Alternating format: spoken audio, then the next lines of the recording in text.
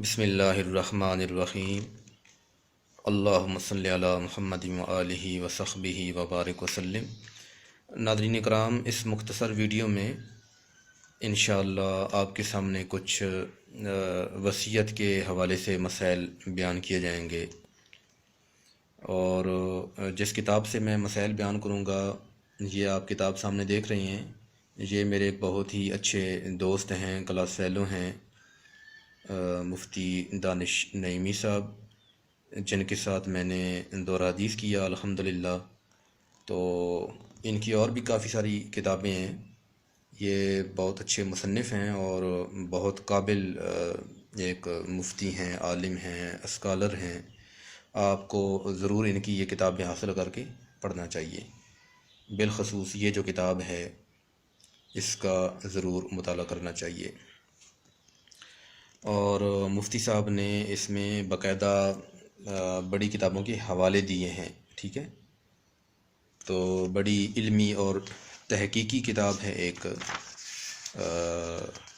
وصیت کے حوالے سے، اور اس پر جید علماء کرام نے تقاریض بھی لکھی ہیں، جن میں سے سر فہرست ہمارے استاد محترم ہیں علامہ مفتی نوازش صاحب، جو کئی ممالک کا سفر بھی کر چکے ہیں اور بیرون ممالک میں مدرس بھی رہ چکے ہیں، بڑے قابل مفتی ہیں۔ اور دوسرے ہمارے استاد محترم ہیں علامہ احمد اللہ نعیمی صاحب، جو کہ بہت بڑے عالم ہیں اور شیخ الحدیث بھی ہیں۔ ان کی تقریض بھی یہاں موجود ہے، اور ان کے علاوہ دیگر علماء کرام کی تقاریض بھی موجود ہیں۔ بتانے کا مقصد یہ ہے کہ بہت ہی علمی کتاب ہے، اس کا ضرور مطالعہ کرنا چاہیے۔ تو اس کتاب میں مفتی صاحب نے سوالن جواباً اس کتاب کو لکھا ہے۔ مفتی صاحب نے سب سے پہلا جو سوال لکھا ہے وہ یہ ہے کہ جس وقت آدمی بیمار ہو اور ایسی بیماری میں مبتلا ہو کہ اس بیماری میں ٹھیک ہونے کی امید نہ رہے، تو ایسے شخص کو شرعاً کیا کرنا چاہیے؟ اس کا جواب لکھتے ہیں، آدمی ہر وقت موت کے قبضہ میں ہے۔ کبھی کبھار صحت مند آدمی بیمار آدمی سے پہلے فوت ہو جاتا ہے، لہٰذا ہر وقت وصیت تیار رکھنی چاہیے۔ یاد رکھیں، وصیت کرنا یا موت سے پہلے وصیت کو تیار رکھنا شرعاً مستحب ہے۔ اگر کسی شخص نے وصیت نہیں کی تو گناہگار بھی نہیں، کیونکہ وصیت کرنا مستحب ہے، فرض یا واجب نہیں ہے، بلکہ مستحب ہے، افضل ہے، ایک اچھا کام ہے کہ آدمی کو وصیت کرنی چاہیے۔ اس میں تھوڑی سی وضاحت کر دوں کہ ایسا شخص جس نے اپنی زندگی میں بے شمار فرائض اور واجبات قضا کر دیے، ادا نہیں کیے، ایسے آدمی کو چاہیے کہ وہ ضرور وصیت کر کے جائے۔ پہلی بات تو یہ کہ وہ کوئی فرض یا کوئی واجب اپنی زندگی میں ہرگز نہ چھوڑے، لیکن بتقاضۂ بشریت انسان خطا کار ہے، اس سے غلطی ہو جاتی ہے۔ اگر اس سے کوئی فرض یا واجب رہ جاتا ہے تو آپ اس کو مرنے سے پہلے وصیت کر دینی چاہیے کہ مجھ سے فلاں فلاں فرائض رہ گئے ہیں، ان فرائض اور واجبات کو ادا کر دیا جائے، جیسا کہ فرض نمازیں ہیں اور زکوٰۃ ہے، رمضان کے فرض روزے ہیں۔ اسی طرح صاحب استطاعت ہونے کے باوجود اگر حج ادا نہیں کیا تھا تو اس کی ذمہ حج بھی باقی ہے۔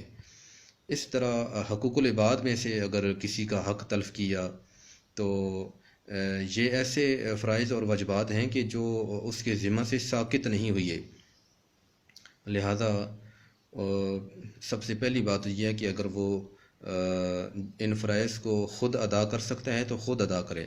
اگر خود ادا کرنے کی پوزیشن میں نہیں ہے تو اس کو چاہیے کہ وہ وصیت کرتا جائے، تاکہ اس کے ورثاء میں سے، اس کے لواحقین میں سے کوئی ایسا شخص مرد مجاہد جو اس کی ذمہ سے یہ فرائض اور واجبات ادا کر دے، حج بدل بھی ادا کر دے، اس کی طرف سے نمازوں کا فدیہ، کفارہ، رمضان شریف کے روزوں کا، زکوٰۃ کا، اور دیگر بہت سے فرائض اور واجبات ہیں، حقوق العباد ہیں، ان کا فدیہ اور کفارہ اس کی جانب سے ادا کر دے۔ تو مفتی صاحب مزید فرماتے ہیں کہ وصیت میں اپنے رشتہ داروں کو اللہ کی توحید، نبی کریم صلی اللہ علیہ وآلہ وسلم کی رسالت کی مطلب یہ جو عقائد ہیں متفقہ مسلمانوں کے ہاں متفقہ عقائد ہیں، ان پر مضبوطی کے ساتھ قائم رہنے کی وصیت کرنی چاہیے۔ یہ میں مفتی صاحب کی جو لکھی ہوئی کتاب ہے اس کا مفہوم پیش کر رہا ہوں۔ اسی طرح اس کو چاہیے وصیت کرنے والے کو کہ وہ اپنے ورثاء کو وصیت کرے کہ وہ تمام ورثاء اپنی ذات کی اصلاح کریں، نیک اعمال اختیار کریں، نیک لوگوں کے قریب رہیں اور برے لوگوں سے دور رہیں، فساق و فجار سے، گمراہوں سے، کفار سے دور رہیں، ان سے میل جول کو قطعاً جو ہے مطلب ان سے دور رہیں۔ اور اسی طرح جو مرنے والا شخص ہے اس نے اپنے بعد کوئی مال وغیرہ چھوڑا ہے، اس کو معلوم ہوگا کہ وہ اپنے مرنے کے بعد کتنا مال چھوڑے گا، ایک اندازہ ہوتا ہے، تو اس کا بھی شرعی انتظام کرنا چاہیے۔ مطلب جو وراثت کی تقسیم کاری ہے یہ بہت سی جگہوں پہ بلکہ اکثر جگہوں پہ وراثت تقسیم نہیں ہوتی، لہٰذا جو ورثاء میں سے بہت سے ورثاء وراثت سے محروم ہو جاتے ہیں اور پھر آپس میں نفرتیں، لڑائی جھگڑا، فتنہ فساد قائم ہوتا ہے۔ لہذا مرنے والے کو چاہیے کہ وہ وصیت کرتا جائے کہ میری جو وراثت ہے، میرا جو ترکہ ہے، اس کو اس انداز میں تقسیم کرنا ہے۔ اور اسی طرح اس کو چاہیے کہ وہ کفن دفن میں سنت کا مطلب سنت کے مطابق کفن دفن کیا جائے، اس کی بھی وہ وصیت کرتا جائے۔ عام طور پر یہ بھی دیکھا جاتا ہے کہ کفن اور دفن کے حوالے سے اور موت کے بعد جو رسوم ہیں، موت کی رسوم مرگ، ان میں بے شمار غلطیاں کوتاہیاں کی جاتی ہیں، اور موت کے بعد عام طور پر یہ دعوت کی جاتی ہے جو کہ بالکل ایسا نہیں کرنا چاہیے۔ تو مرنے والے کو چاہیے کہ وہ اپنے ورثاء کو یہ وصیت کر کے جائے، ان کو سمجھا کر جائے کہ انہوں نے کفن دفن میں اور مرنے کے بعد والی جو رسوم ہیں، رسوم مرگ ہیں، ان کو کیسے ادا کرنا ہے۔ اور اب اس نے تو یہ وصیت کر دی ہے، لہذا ورثاء پر لازمی ہے کہ اس کی اس وصیت پر عمل کریں۔ امید ہے آپ کو میری یہ ویڈیو پسند آئے گی، اس کو آپ لائک اور شیئر کریں گے، اور آپ سے گزارش ہے کہ میرے یوٹیوب چینل کو سبسکرائب کر دیں اور بیل آئیکن کو بھی پریس کر دیں۔ اللہ رب العالمین آپ کو جزائے خیر عطا فرمائے۔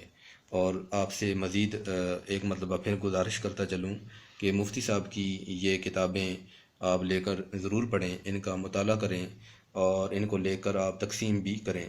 اللہ رب العالمین عمل کی توفیق عطا فرمائے۔ اور ایک اور بات عرض کرتا چلوں کہ یہاں پر مفتی صاحب کا اگر نمبر لکھا ہے تو وہ میں آپ کو دکھا دیتا ہوں، بلکہ یہ جس مکتبہ سے یہ کتاب شائع ہوئی ہے نا، یہ آپ دیکھ رہے ہیں، اس مکتبہ کا نمبر یہ لکھا ہوا ہے، آپ دیکھ رہے ہیں، یا نظر نہیں آ رہا تو زوم کر کے اس کو دیکھ لینا۔ یہ آپ کو نظر آ رہا ہے، ٹھیک ہے؟ دی بیسٹ گرافکس راولپنڈی 0515535077، یہ اس مکتبے کا نمبر ہے جس نے یہ کتاب شائع کی ہے۔ اگر آپ یہ کتاب منگانا چاہتے ہیں اور اس طرح کی اور دیگر کتابیں بھی ہیں وہ آپ منگانا چاہتے ہیں تو اس نمبر پر رابطہ کر کے BTCL نمبر ہے، آپ کو یہ کتاب آپ کو دے دی جائے گی، یا اگر ان کے پاس یہ کتاب ختم ہو چکی ہے تو وہ دوبارہ آپ کو چھاپ کر دے دیں گے۔ اللہ رب العالمین عمل کی توفیق عطا فرمائے۔